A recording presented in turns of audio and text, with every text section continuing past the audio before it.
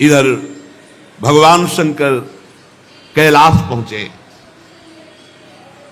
तो जो गण पहले से ही कैलाश में विराजमान थे, बड़ी सुंदर व्यवस्था की।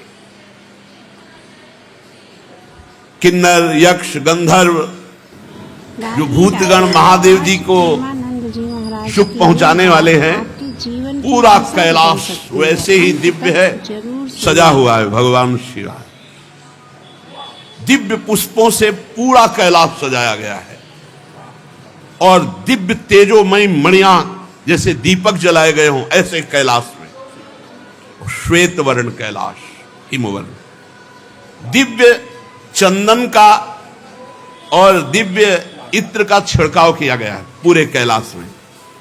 धूप तो पूरी सुगंध से सुवासित हो रही है और दिव्य वाद, जैसे जैसे भगवान शिव नजदीक आ रहे, दिव्य वाद्य बज रहे हैं, मृदंग, पड़ों, शंख, भेरियां, और चारों ओर वेद ध्वनि हो रही है।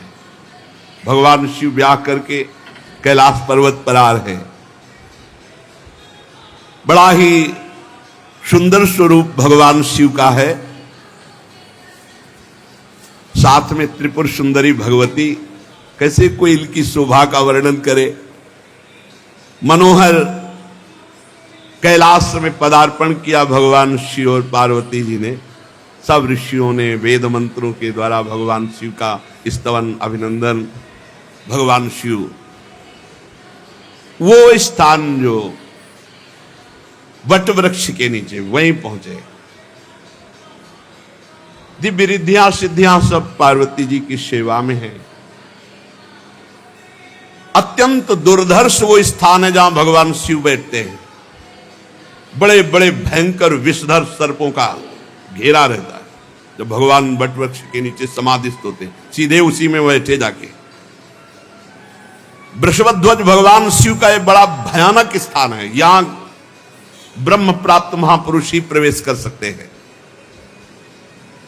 बहुत सी दिव्य देवियां गंगा आदि मूर्तिमान होकर पार्वती जी के साथ हैं। मूर्तिमान तीर्थ ये सब विराजमान कैलाश पे हैं। जिन्होंने भांति भांति के व्रतों का पालन करके भगवत आराधना की है, वही इस वट वृक्ष का दर्शन या कैलाश का दर्शन कर सकते हैं, अन्यथा नहीं। शुभ लक्षणा श्री पार्वती जी फूलों से श्रृंगारित है।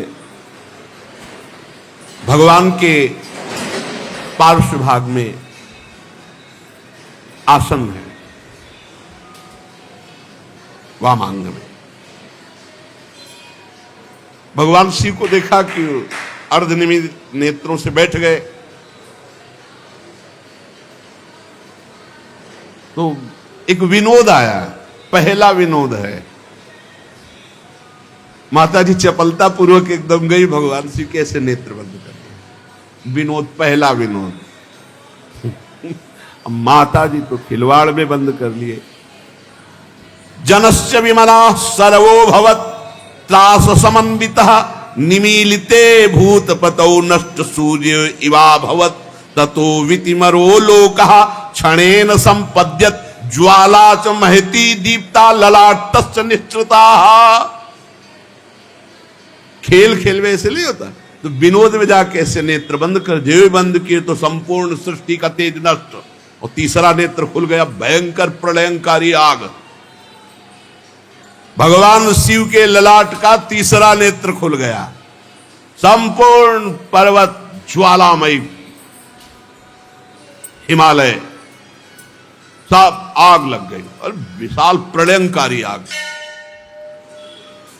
माता जी तो घबरा गए कि ये क्या हो गया, हमने तो खेल में आंख बंद की थी, ये क्या हो गया।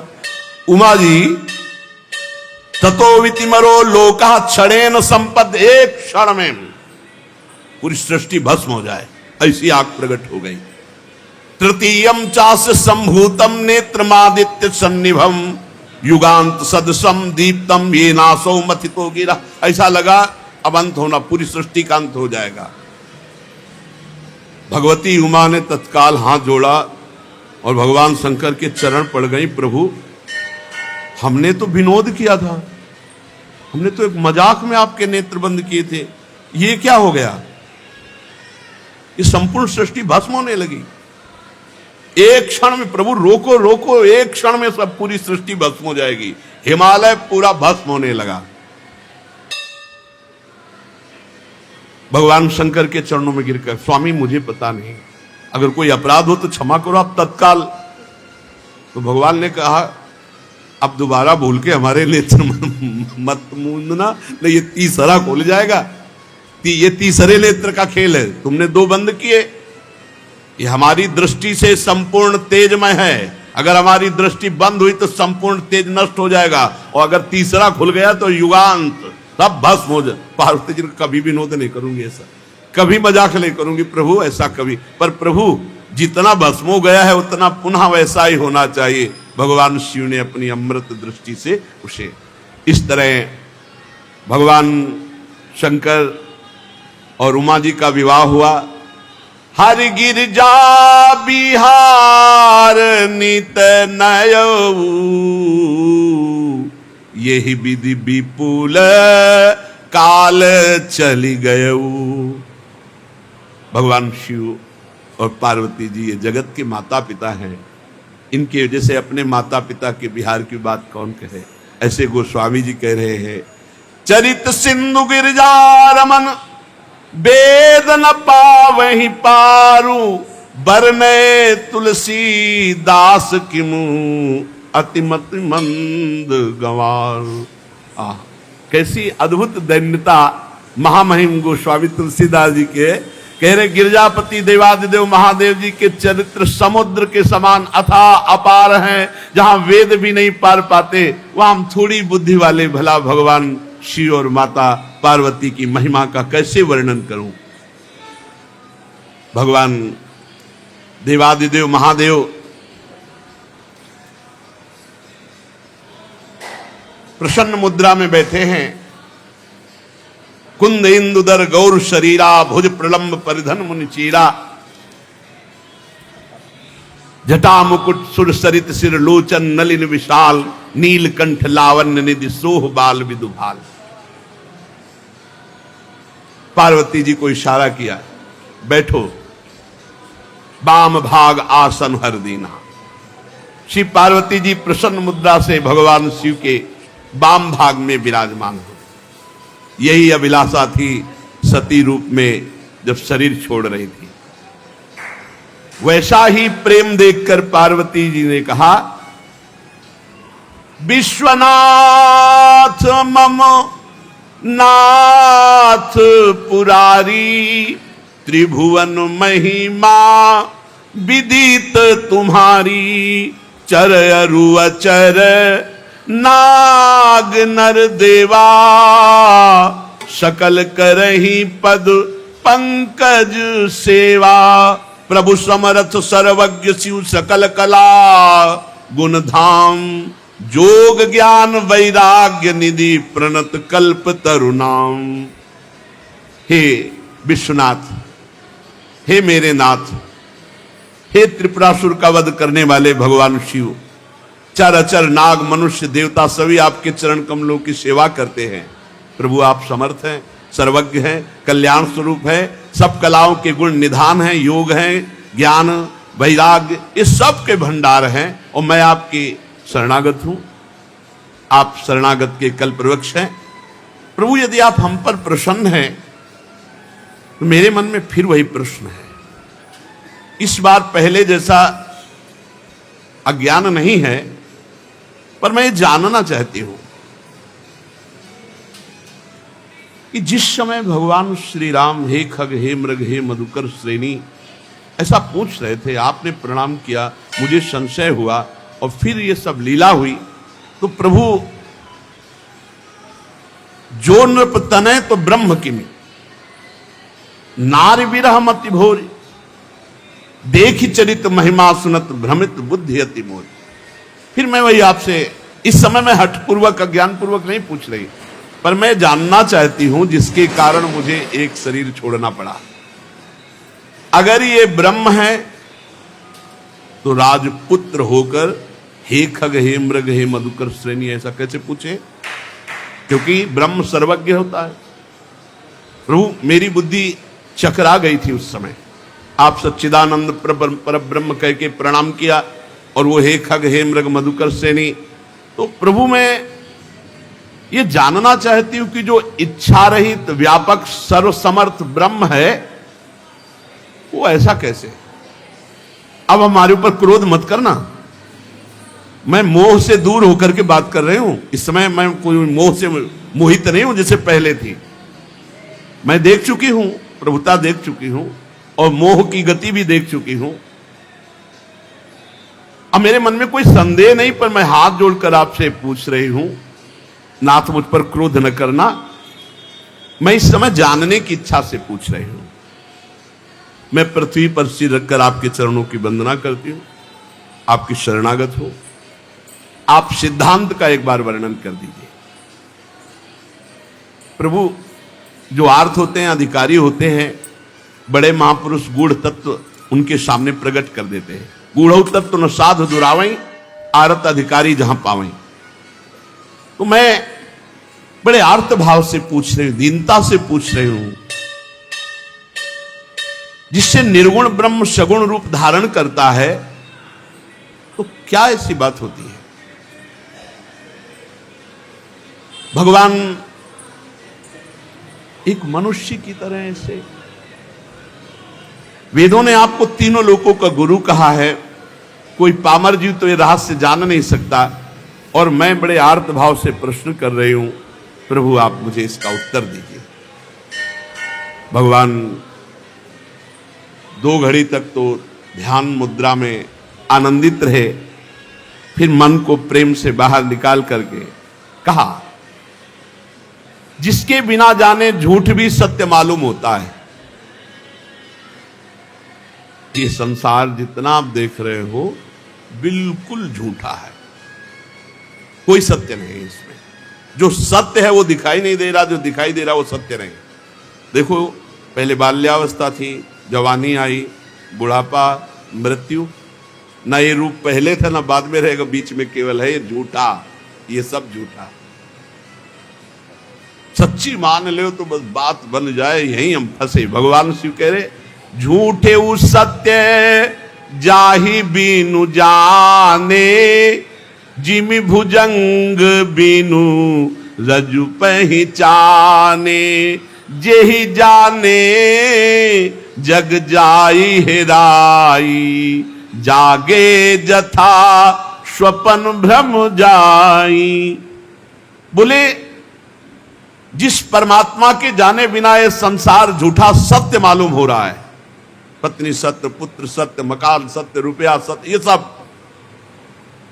पर जैसे रस्सी को प्रकाश में रस्सी जान लो तो सांप का भ्रम खत्म हो जाएगा, ऐसे ही ज्ञान के प्रकाश में जान लो भगवान के सिवा कोई नहीं है, सब नाटक माया का है।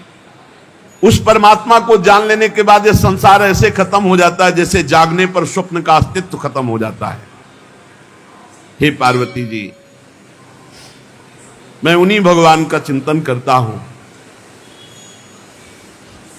धन्य है जो भगवान की चर्चा सुनते हो, भगवान की चर्चा के लिए प्रश्न करते हैं, इसलिए तुम भी धन्य हो पार्वती। धन्य धन्य गिरिराज कुमारी, तुम समान नहीं को उपकारी।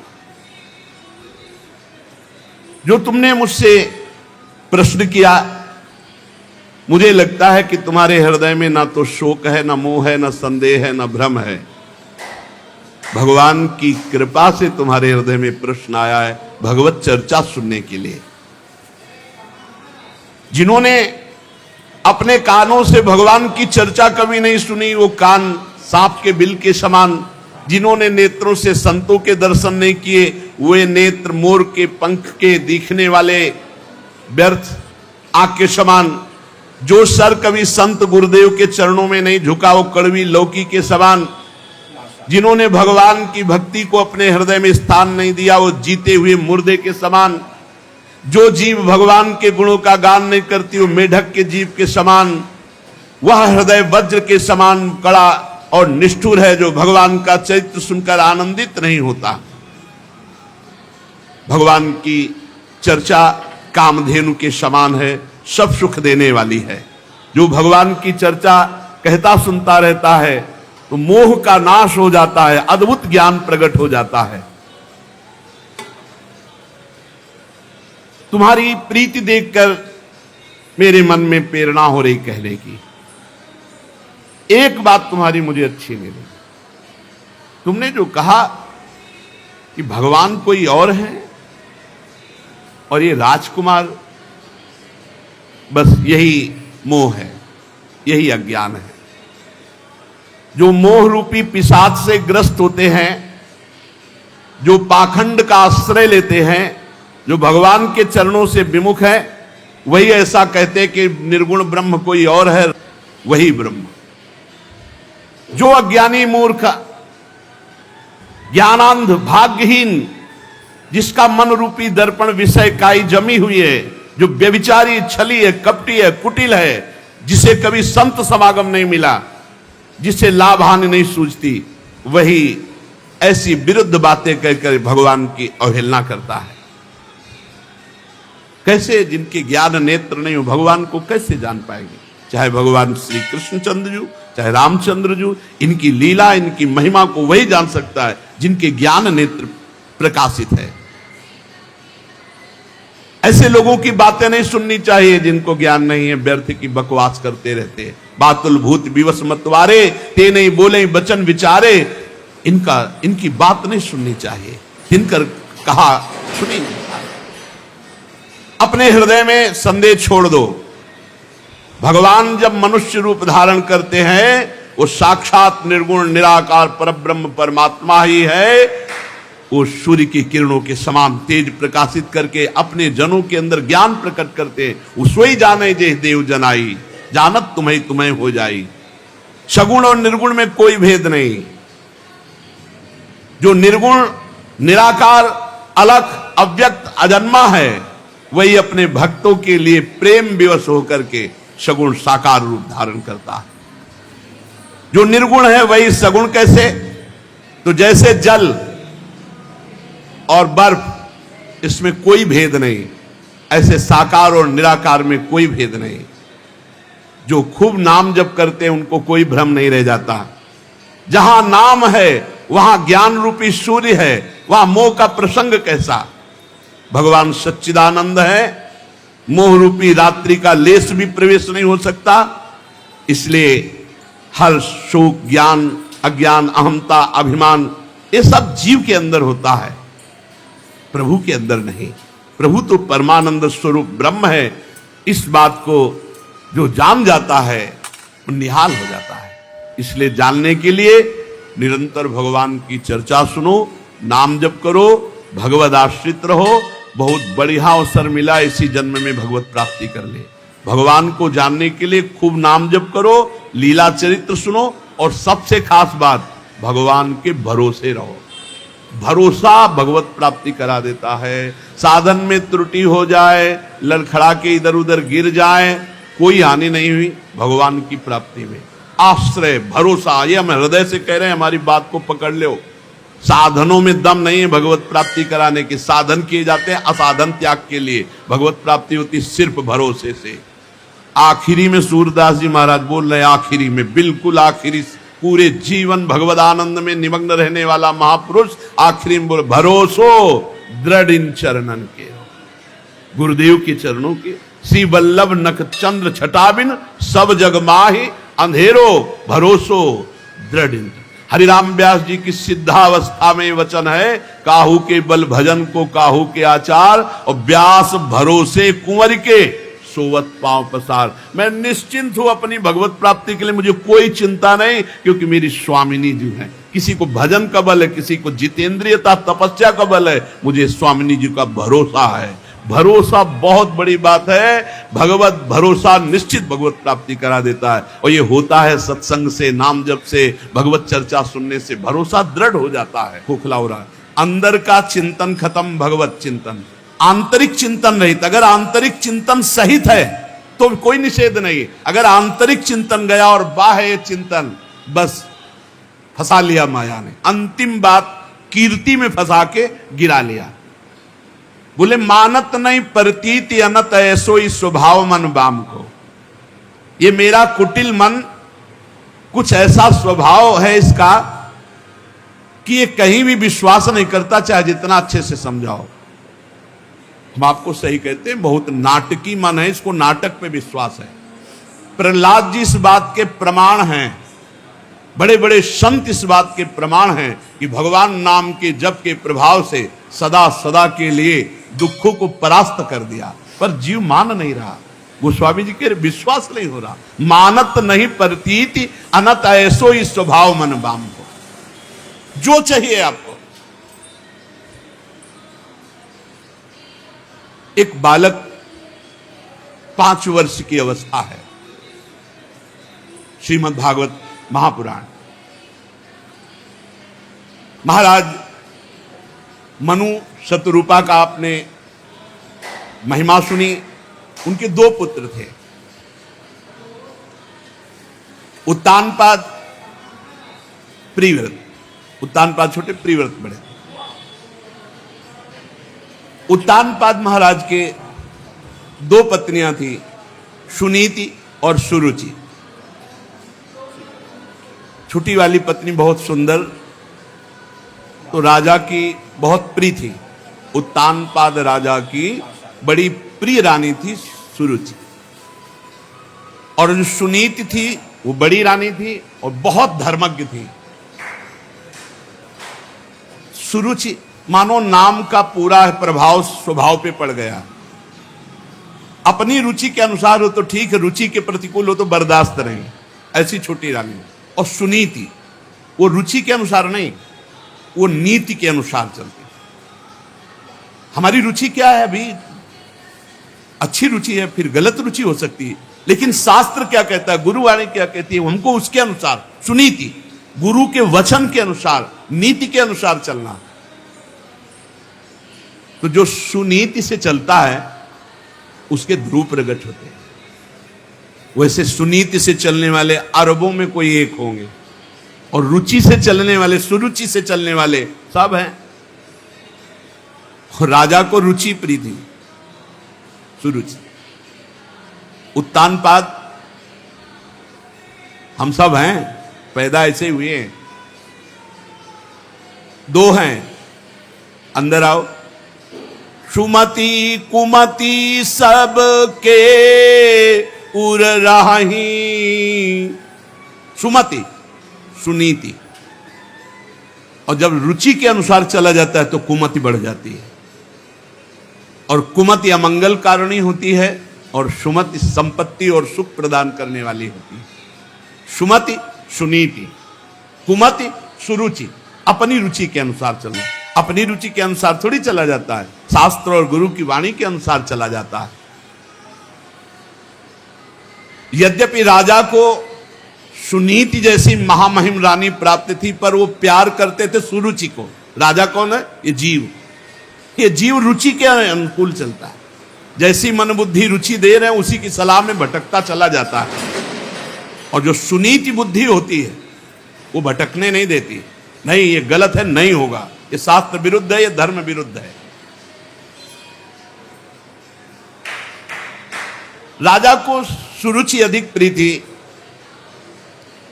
सुनीति जी के पुत्र हुए ध्रुव जी, पर सुनीति को राजा प्यार वैसा नहीं करते थे। एक दिन राजा उत्तानपाद सुरुचि के पुत्र उत्तम को गोद में बैठाल कर प्यार कर रहे थे। अगर उत्तम न माने तो रुचि रही नहीं जाएगी। अपनी रुचि को श्रेष्ठ मानने के कारण ही, मान्यता देने के कारण ही दुर्गति होती है।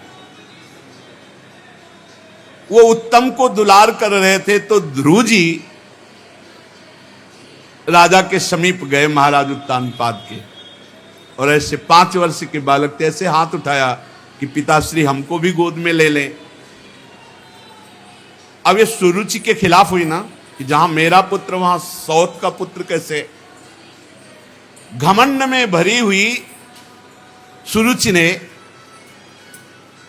देखा कि प्रयत्न कर रहा है पिता की गोद में बैठने के लिए, डाह भरे शब्दों से हाथ पकड़ा, इससे झिटिक दे, तू इस सिंहासन पर बैठने का अधिकारी है, हाँ माना तुम महाराज का बेटा है तो क्या हुआ, लेकिन मेरी कोख से तो नहीं पैदा हुआ ना, सौत की कोख से पैदा हुआ है। तो अभी नादान है, तुझे पता नहीं कि सिंहासन पर बैठने के लिए मेरी कोख से पैदा हुए पुत्र का ही अधिकार होगा।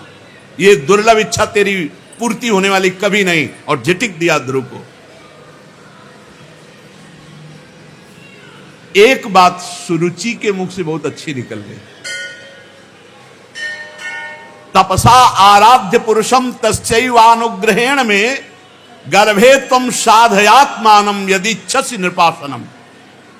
भगवान जब कृपा करते हैं तो प्रतिकूलता मिलती है, और प्रतिकूलता भगवान की तरफ बढ़वाती। विपत्ति, दुख, अपमान, प्रतिकूलता ये भाग्यवान को जब मिलती है तो भगवान की तरफ बढ़ते हैं, और अभागी को जब मिलती है तो इसी में डूब जाता है। ऐसे अपमानित करना छोटे बालक है, तू पिता की गोद में बैठने का अधिकारी नहीं, क्योंकि तू दूसरी माता के गर्भ से, माना तू राजा का पुत्र है, लेकिन मेरी कोख से जन्मे तब तू अधिकार प्राप्त करेगा। तपसाराध्यम पुरुषम तस्यैवानुग्रहेण में, जा परम पुरुष भगवान की आराधना कर और उनकी कृपा मना, और फिर मेरे गर्भ से जन्म ले, तब इस सिंहासन पर गोद पे बैठने का अधिकारी होगा। ध्रुव जी को बहुत बुरा लगा मां का व्यवहार। अंदर अब बालक हैं, कुछ कह नहीं सकते, रो दिया। और बहुत ही हृदय में कष्ट हुआ कि ऐसा कैसे, मेरे भी पिता हैं, मेरी भी मां तो इनकी रानी है, ऐसा कटुवचन महाराज भी सुन रहे हैं, कुछ बोल नहीं रहे। और सुरुचि तो कड़वा बोलकर झिटक ही दिया। महाराज की मुख की तरफ देखा ध्रुव जी ने, एक शब्द नहीं। तो रोते हुए अपनी माता के पास गए। ये देखो सुनीति, शिशक शिशक कर रोकर मां से लिपट गए। मां ने गोद में उठा, क्या हुआ बेटा? तो जदासी थी, वो बोली कि ऐसी ऐसी घटना घटी, सुरुचि जी ने ऐसा ऐसा बर्ताव किया। महाराज कुछ बोले नहीं। बहुत धीरज टूट गया सुनीति जी का। देखो विपत्ति भगवान की प्राप्ति कराने वाली है। वो बहुत से सुख में, क्योंकि महाराज बात भी नहीं करते थे और कम से कम बेटे को दुलार कर लेते, बेटे का अपमान। तो रुदन को बहुत रोका कि अगर हम रुदन करने लगी तो मेरा बेटा तो धैर्य ही टूट जाएगा। आंसुओं को अंदर ही रोक करके कहा, बेटा पहली बात तो यह है कि जो तुम्हारा अमंगल करे उनका कभी अमंगल नहीं सोचना चाहिए। ये सुनीति, ये नीति है। जो तुम्हारा अमंगल करे उनके लिए भी अमंगल नहीं सोचना। धन्य है मां जो ऐसा उपदेश कर रही। बेटा जो दूसरों को दुख देता है उसको अंततो गत्वा दुख भोगना पड़ता है। ये सुनीति। तुम उसके दुख की कामना मत करो, वो खुद भोग लेगा। उमा क्षमा सापोते भारी, अपने कर्म जाय अपकारी। अपकार, अवहेलना, दुख, प्रतिकूलता, निंदा, अपमान करने वाले के लिए तुम कुछ मत सोचो, उसका कर्म ही उसको नष्ट कर देगा। तुम क्षमा कर दो। और जो तुम्हारी माता सुरुचि ने कहा ना, बहुत सुंदर लगा मुझे। उन्होंने कहा ना कि ठीक है तुम राजा के पुत्र हुए तो क्या हुए, तो बेटा महाराज मुझे पत्नी क्या दासी भी स्वीकार करने में अब लज्जा आती है उनको, क्योंकि नवीन रानी मिल गई है तो मुझे दासी भी नहीं मानते, पत्नी की क्या बात। पर बेटा एक बात तुम्हें बहुत अच्छी मां ने कही कि तुम भगवान नारायण की आराधना करो, तो यह बात हमें बहुत अच्छी लगी। क्या बेटा तुम उन माता की बात मानोगे? और मेरी भी सहमति है कि तुम भगवान की आराधना करो। और देखो भगवान की आराधना करने से तुम्हारे परदादा ब्रह्मा जी को परमेष्ठी पद प्राप्त हुआ, तो मुझे लगता है कि तुम चाहो तो ऐसा पद प्राप्त हो सकता है जिसे ब्रह्मा भी नमस्कार करें, ऐसा पद। इसीलिए माता और पिता सबसे बड़े गुरु माने गए हैं। अगर गलत सलाह दे दे तो जीवन बर्बाद हो जाए बच्चे का, और अच्छी सलाह दे दे तो जगत बंदनी पुत्र हो जाए। गांव में एक सुल्ताना डाकू की नौटंकी देखी थी जब स्कूल में पढ़ते थे, तो उसमें जब उसको पकड़ करके आखिरी में फांसी की सजा दी गई तो उससे पूछा गया कि तुम्हारी अंतिम कोई इच्छा है, तो उन्होंने कहा मेरी मां को मुझे मिला दो। तो अंतिम इच्छा पूर्ति करने के लिए मां को मिलाया गया, तो मानो गले लग रहा हो ऐसा दिखाई दिया और नाक काट ली अपने दांत से अपनी मां की। तो अफसरों ने पूछा ऐसा क्यों तुमने किया है, तुम्हारी मां है। बोले पहली बार जब कलम चुरा के स्कूल से लाया था तो इस मां ने कहा था शाबाश बेटा लिखने के काम में आएगी, मैंने समझा अच्छा कार्य है, और आज मैं इतना भारी चोर बना कि मुझे फांसी की सजा मिल रही। अगर पहले दिन मां थप्पड़ मार देती तो आज फांसी का फंदा मेरे गले में न लगता। ये वो मां है मुझे डकैत बनाने वाली। मां प्रथम गुरु है, इसीलिए बहुत संभल कर आचरण करना चाहिए बच्चों के सामने, बहुत संभल कर जबान खोलनी चाहिए, ऐसा व्यवहार ऐसा बर्ताव जिससे उनके संस्कार गलत ना होने पावे। सुनीति जी ने कहा, तुम्हारी मां ने बहुत ठीक कहा कि भगवान श्री हरि की आराधना करके, तो आराधना शब्द पर ध्यान दो बेटा। तुम देखो तुम्हारे दादा स्वयंभू मनु स्वयं बड़ी बड़ी दक्षिणा वाले यज्ञों से भगवान की आराधना करते रहते हैं और अलौकिक पदवी को प्राप्त हुए, अलौकिक सुख को प्राप्त हुए। बेटा मेरी भी यही इच्छा है। ओहो धन्य है माता सुनीति को। मेरी भी यही इच्छा है कि तू भक्त वत्सल भगवान की आराधना कर और जन्म मृत्यु चक्र से छुड़ाने वाले जनार्दन भगवान श्री हरि का साक्षात दर्शन प्राप्त कर, उन्हीं के मार्ग का अनुसरण कर। बेटा जब तू पवित्र हृदय से भगवान का भजन करके पुकारेगा तो बहुत जल्दी भगवान तुझे दर्शन दे देंगे और भगवान का मिलना परम मंगल। बेटा कमलदल लोचन भगवान श्री हरि को छोड़कर कोई तुझे दुख रहित कर सके ऐसा मुझे नहीं दिखाई देता। इसीलिए बड़े बड़े ऋषि मुनि महात्मा जन ब्रह्मा आदि जिनकी वंदना करते रहते हैं, उन्हीं भगवान को तू रिझा ले। लक्ष्मी जी दीपक की भांति कमल लेकर जिनकी खोज करती रहती, उन्हीं भगवान को तू रिझा ले। मेरी भी यही इच्छा है। माता के जब वचन सुने तो रोना बंद कर दिया और विचार किया कि जब मां की भी यही अनुमति है तो मुझे बुरा नहीं मानना चाहिए भी माता के वचन को, और अब मैं भगवान की आराधना करूंगा। साष्टांग दंडवत हुए मां के चरणों में और कहा मां अब मैं तभी आपके सामने आऊंगा जब भगवान का दर्शन पालूंगा। प्रणाम किया। 5 वर्ष के बालक ध्रुव जी और भगवान की प्राप्ति के लिए राज्य से निकल पड़े।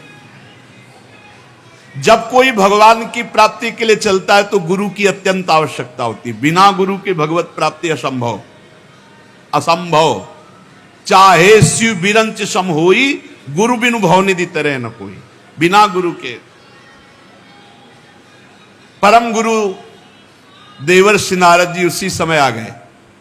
नारदस तदुपाकर्ण्य ज्ञात्वा तस्य चिकीर्षितम स्पृष्ट्वा मूर्धन्य पाणिना प्राह विस्मितः।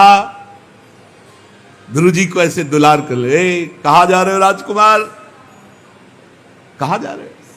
देवर्षि नारद। ध्रुव जी एकदम सावधान। नारद जी देख रहे कैसा स्वभाव इस बालक का दृढ़ है, मतलब एक नेत्रों से तेज प्रकट हो रहा है ध्रुव के। तुम नन्हे से बच्चे हो, सौतेली मां के कटुवचन से तुम्हारा हृदय दुखी हुआ। बेटा तू तो अभी बच्चा है, तपस्या क्या जाने, भजन क्या जाने, खेल कूद में मस्त रहे, ये बात तेरे बस की नहीं। अच्छा रही मान अपमान की बात, तो 5 वर्ष के बालक तेरे को क्या मान अपमान, बच्चे को क्या मान अपमान, कोई और थोड़ी था, तेरे माता पिता ही तो थे। देखो तुम्हारा यह ज्ञान है जो तुम बुरा मान रहे हो, लौट जाओ, अपने घर जाओ, खेलो कूदो, तुम्हारी तपस्या या भजन करने की अवस्था नहीं। जीव को अपने कर्मानुसार भोगना पड़ता है, सुख दुख मान अपमान लाभ हानि, संतुष्ट रहो। ऐसा मत विचार करो कि कोई अपमान किया।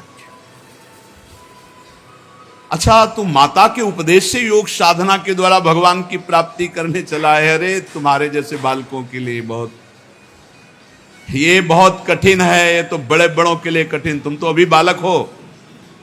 बड़े बड़े योगी जन अनेक जन्म जन्मांतर साधना करते रहते हैं, बड़ी बड़ी कठोर तपस्याएं करते रहते हैं, पर भगवान के मार्ग का ही पता नहीं पाते। भगवान की प्राप्ति तो जाने दो। इसलिए हट छोड़ो, घर वापस जाओ। जब बड़े हो जाना तब फिर साधना के लिए प्रयत्न करना।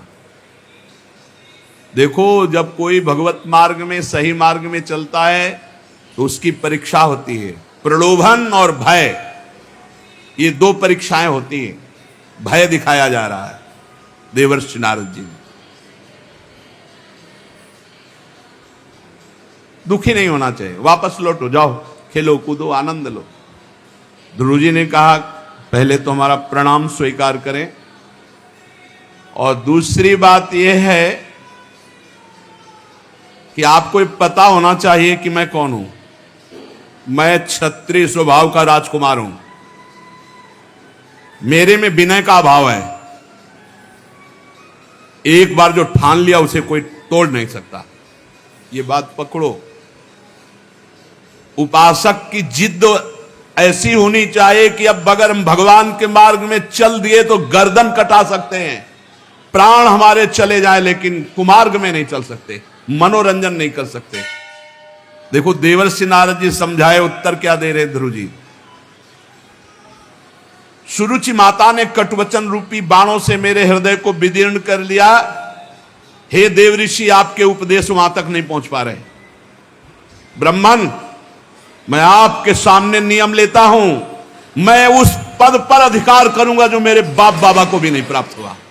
बाप उत्तानपाद, बाबा स्वयंभू मनु, परमेष्ठी पद भी जिसे नमस्कार करता है वो ध्रुपद है, आज भी विराजमान है। मैं त्रिलोकी में सर्वश्रेष्ठ पद पर, क्या निष्ठा है, क्या निष्ठा है। पदम त्रिभुवनोत्कृष्टम जिगीशो साधुवर्त में, मैं वो त्रिभुवन में सबसे बड़ा पद प्राप्त करना चाहता हूं जिसे बाप बाबा पर बाबा को भी नहीं मिला है। पितृभिर ब्रह्मन नन्यरपि, जिन्हें अन्य किसी को प्राप्त ही नहीं हुआ, चाहे हमारे बाबा हो चाहे हमारे पर बाबा हो। अगर आप कृपा करना चाहते हैं तो मुझे उपाय बता दीजिए, बस वापस जाने की तो बात आप बंद कर दीजिए। आप सर्वज्ञ हैं, मुझे वो उपाय बताइए जिससे वो पद प्राप्त होगा। ध्रुव जी की बात सुनकर नारद जी बहुत मुस्कुराए। देखा चेला पक्का है। नारद जी ने कहा, बेटा तेरी माता सुनीति ने जो तुझे बताया वो तेरे लिए परम कल्याण का मार्ग है। बहुत सुंदर, बहुत सुंदर। भगवान श्री कृष्ण ही, भगवान श्री हरि ही वो उपाय है जिससे परम पद प्राप्त होता है। तू चित्त लगाकर उन्हीं का नाम जप कर, भजन कर। जिस पुरुष को धर्म अर्थ काम मोक्ष कुछ भी चाहिए, उसे एकमात्र भगवान के नाम जप। ध्यान दो, भगवान का नाम। विश्वास नहीं लोगों को हो रहा है, ये माया का नाम पकड़ लो, सब प्राप्त हो जाएगा। बेटा तेरा कल्याण हो। अब तू यमुना जी के तटवर्ती परम पवित्र मधुवन मथुरापुरी को जा। आदेश किया। यहां देखो, मधुवन से भी श्रेष्ठ वृंदावन माथुरपुर में, माथुर मंडल में सबसे श्रेष्ठ ब्रज 84 कोस, उसमें भी गोष्ठ वृंदावन, गोपी वृंदावन, नवनिवृत्त निकुंज वृंदावन। श्री हरि का नित्य निवास मथुरा में है, इसलिए तू मधुवन को जा। मथुरा नित्य कृष्ण को वास, निस्दिन श्याम न छाड़त पास, तास सकल लीला कही। वहां श्री हरि नित्य विराजमान रहते हैं। पुण्यम मधुवनम यत्र सानिध्यम नित्यदा हरे। बड़ा पुण्यमय क्षेत्र है मथुरापुरी, यहां नित्य भगवान श्याम सुंदर विराजमान रहते हैं। और परम पावन श्री यमुना जी, कालिंदी जी, उनमें तीनों समय स्नान करना। स्नात्वानुशवनम तस्मिन कालिंद्याः सलिले शिवे कृत्वोचितानि निवसन्नात्मनः कल्पितासनः। 3 टाइम यमुना जी का स्नान करना और स्थिर होकर बिना हिले डुले शरीर को ऐसे रेचक किया जाता है, ऐसे पूरक किया जाता है, ऐसे कुंभक किया जाता है। प्राणायाम सिखाया, प्राणों को वश में करना। भूख प्यास पर विजय प्राणों को वश में करने से हो जाती है। और निरंतर प्रसन्न रहते हुए भगवान का नाम जप करते हुए उनका ध्यान करना। बेटा, परम गुरु श्री भगवान का ऐसे ध्यान करना कि भगवान के बड़े बड़े सुंदर कमल जैसे नेत्र, बड़ा सुंदर प्रसन्न मुद्रा में मुख, और ऐसा देखो कि वो बस प्रसन्न होकर तुमको वरदान देना ही चाहते हैं। भगवान की बड़ी सुंदर नासिका, बड़े सुंदर भौं, बड़े सुंदर कपोल, वो देवताओं को भी मोहित करने